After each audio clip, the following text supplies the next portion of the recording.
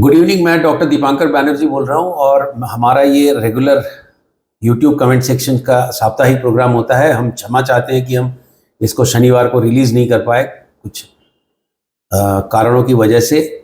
ये मैं एक गायनिकोलॉजिस्ट हूँ with special interest in reproductive medicine and foetal medicine. हम regular IVF, ICSI blastocyst transfer और गर्भस्थ शिशु के जेनेटिक रोगों की पहचान और उनकी रोकथाम के लिए काफ़ी काम करते हैं। हमारे पास में बहुत अच्छी एम्ब्रियोलॉजी लैब, बहुत अच्छी genetic lab, next generation sequencing lab, हम सब कुछ इन हाउस करते हैं। मैं देवेंद्र जी से अनुरोध करता हूँ, please go ahead with the questions. Good evening sir. Good evening sir, primary amenorrhea में क्या IVF पॉसिबल है? प्राइमरी एमिनोरिया में IVF बिल्कुल पॉसिबल है। डिपेंड करता है कि प्राइमरी एमिनोरिया का रीज़न क्या है। प्राइमरी एमिनोरिया 2-3 प्रकार के होते हैं। एक होता है कि जिसमें यूट्रस ही खराब हो तो कभी नहीं निकलेगा या यूट्रस है ही नहीं। दूसरा है कि ओवरी यदि अच्छी है बट ये काम नहीं कर रही, यहाँ से मैसेंजर नहीं आ रहा है, तो ये secondary amenorrhoea secondary ovarian failure कहलाता है। इसमें बच्चा हो सकता है। तीसरा, जिसमें ओवरी ही काम नहीं कर रही हो, तो उसमें खुद के अंडे से तो नहीं हो सकता, पर यदि बच्चेदानी अच्छी है तो आप अंडा लेके बच्चा पैदा कर सकते हैं।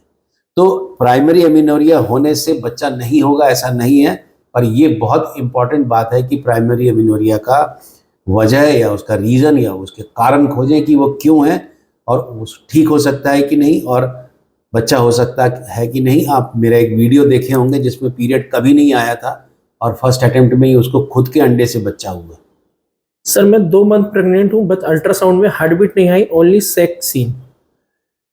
This is very common in early pregnancy. ये अर्ली प्रेगनेंसी में कॉमन है और ये एक तरह से ठीक भी है। बच्चा हो तो अच्छा हो। तो नेचर का एक नियम होता है कि जो बच्चा सर्वाइव करने लायक नहीं है उसको वो स्विच ऑफ करती है। ये अधिकतर जेनेटिक रीजन से होते हैं और इसको लेके बहुत डिस्टर्ब नहीं होते। कई बार एग की जो क्वालिटी है यदि अच्छी नहीं है तो उससे जो एम्ब्रियो बना, वो जो भ्रूण बना, जो प्रेगनेंसी हुई वो चलती नहीं है। इसको लेके बहुत परेशान नहीं होते। यदि ये 3-4 बार होता है तब आप जांच करा सकते हो। PCOD में लैप्रोस्कोपी करने का क्या फ़ायदा होता है? ओके, PCOD का जो रीज़न है ये बच्चेदानी है और ये PCOD में आप देखोगे तो ओवरीज बड़ी बड़ी हो जाती हैं और बहुत सारी फॉलिकल, पॉलीसिस्टिक ओवरी इसीलिए बोलते हैं। अब इसमें प्रॉब्लम ये होती है कि हर फॉलिकल बड़ा होना चाहता है और उसमें जो अंडा है वो निकालना चाहता है, पर ये इसको जीतने नहीं देता, ये इसको जीतने नहीं देता, ये इसको जीतने नहीं देता, ये इसको जीतने नहीं देता। कुल मिला के सब एक दूसरे को पकड़ के रहते हैं और फंस जाते हैं। जब हम लेप्रोस्कोपी करते हैं तो हम ऊपर इसमें कुछ छेद कर देते हैं ओवरी में। जैसे पौधों में प्रूनिंग होती है, कटाई छटाई होती है, वैसे ही ओवरी में भी हम छेद कर देते हैं 3-4, पर ये छेद सब सुपरफिशियल होते हैं और इनको करने से कुछ परिवर्तन ऐसे होते हैं जिसमें कि एक अंडे का सिलेक्शन होने का चांस बढ़ जाता है। जो मेल हार्मोन का जो अमाउंट है वो भी घटता है। पर जो मैं ओवेरियन ड्रिलिंग करता हूँ ट्रांसवेजाइनल oocyte एस्पिरेशन करके ये सब फॉलिकल का, उसमें लेप्रोस्कोपी का अपेक्षा ज़्यादा फायदा होता है।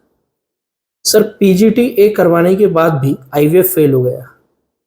देखिए, PGTA एक एड ऑन प्रोसीजर है। PGTA से ज़रूरी नहीं कि प्रेगनेंसी हो ही जाए और PGTA में आप जो ब्लास्टोसिस्ट है वो उस ब्लास्टोसिस्ट का आपने इनर सेल मास से तो सैंपल नहीं लिया, आपने इधर से सैंपल लिया, तो ज़रूरी नहीं कि ये नॉर्मल है। यदि तो ये भी नॉर्मल है।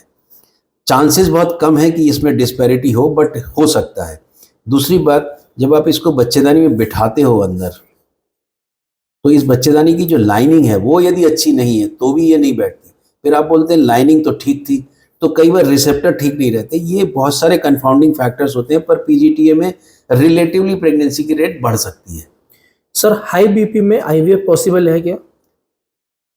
देखिए, कोई भी प्रोसीजर में यदि कोई भी IVF करिए, चाहे नेचुरल प्रेगनेंसी करिए, प्रेगनेंसी के पहले आपका ब्लड प्रेशर का इलाज हो जाना चाहिए, होना चाहिए। ब्लड प्रेशर कम होना चाहिए। अदरवाइज यदि आप ब्लड प्रेशर लेके IVF करा रहे हैं तो आप मान के चलिए कि IVF के दौरान जो एनेस्थीसिया लगता है उसमें भी प्रॉब्लम आ सकती है। और आप यदि आप प्रेगनेंसी स्टार्ट करते हैं विथ हाइपरटेंशन तो डेफिनेटली एक बहुत हाई रिस्क प्रेगनेंसी कहलाती है। सुनने और जुड़ने के लिए बहुत बहुत धन्यवाद। यदि आपको हमारे वीडियो के कंटेंट अच्छे लगते हैं तो हमारे चैनल को सब्सक्राइब जरूर करिए। Thank you very much.